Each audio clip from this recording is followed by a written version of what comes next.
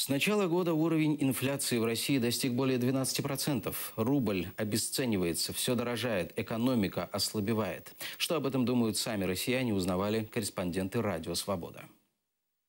Вот конкретно экономически очень хреново на самом деле. Вот все, кроме экономически хорошо, а экономически хреново. Жутко дорого все. Вот прямо я аж замечаю, насколько все дорожает. Причем вообще на пустом месте абсолютно. Ну как на пустом, там санкции, конечно.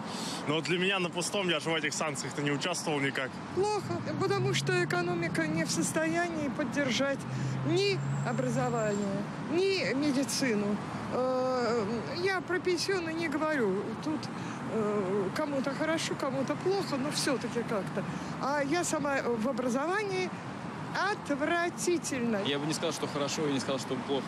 Сложное в настроении, в состоянии. Все напряжены, но все равно остаются как есть. Вроде все продается. В магазинах все есть. Как потребитель могу сказать, в наличии все товары.